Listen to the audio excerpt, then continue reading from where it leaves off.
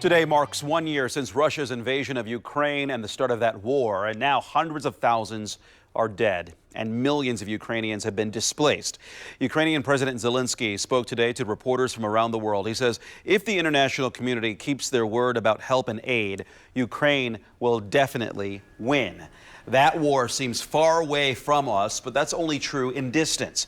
It hits close to home for many people. Yeah, I spoke with 2 Ukrainian women who live here in Indiana but have family members still living in Ukraine. They shared the fears that they live with every single day, plus how they are working to unite Ukrainians here in the Hoosier State. I saw missed calls from my mom and a text message that said we are being bombed. And that's how it all started for me. That's the moment that divided the life into before and after.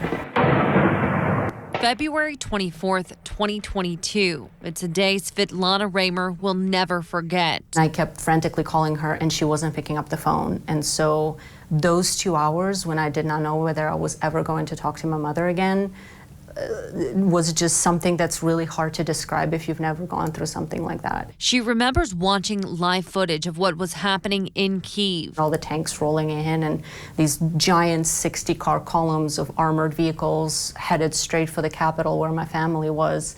And the surreality of that was just very overwhelming. A year later, she still fears the worst. First thing I do every day, I open my phone and I call my mom to see if she's still good, if she's still alive, if she's still there. It's really hard because, you know, we are here. We are safe. We don't hear sirens. We sleep at night.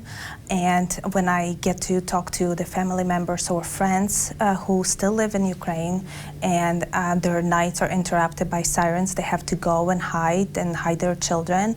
It's really, you can't really imagine what they're going through. Svetlana and Maria Plikta are working together to turn their fear and pain into action. In March of 2022, they created the Ukrainian Society of Indiana to bring together Ukrainians living in the Hoosier State. In just less than a year of our operations, we've held the first Ukrainian festival in Indy. We have established the first Ukrainian sister city. We obtained the first proclamation from the governor recognizing a Ukrainian holiday.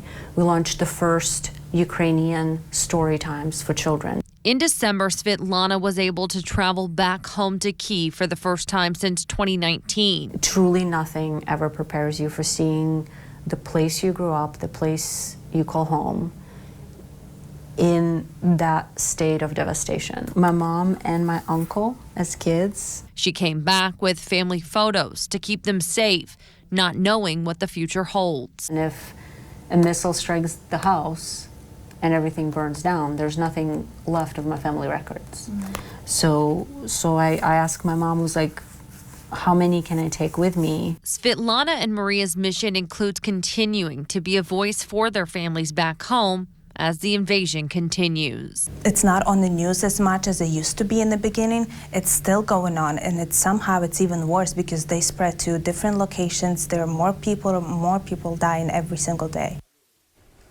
Well, if you want to get involved, just reach out to the Ukrainian Society of Indiana. They have several different efforts that they continue to just unite people here and make people feel like they're doing something. You know, it's really such a heartbreaking and inspiring story at the same time. They're pioneers, but also, I mean, heartbreaking to go back and see your home in such a shambles. I cannot imagine. She said nothing prepared her. She felt like she was prepared, but actually seeing it in person was so difficult, yeah. Well, a transplant Hoosier who made Indiana home more than 20 years ago, she is feeling the impact of the war in Ukraine. Alyssa Whitfield is serving up tastes from home as a way to provide help to those left behind. At Alyssa's Kitchen in Columbus, she serves traditional Ukrainian dishes. Yeah, and her family is still in Ukraine. Alyssa says that they text her daily to let her know that they are okay, but she adds she longs for the day that this war will end. We was brothers. I never thinking then my Russian brother gonna do to my country that thing. Pray for someday in the morning, wake up, you know, and somebody say it's a finish. Elisa is taking donations to give to the Red Cross through the weekend. And we will have more on her family's story, including extended interviews on our website, WRTV.com.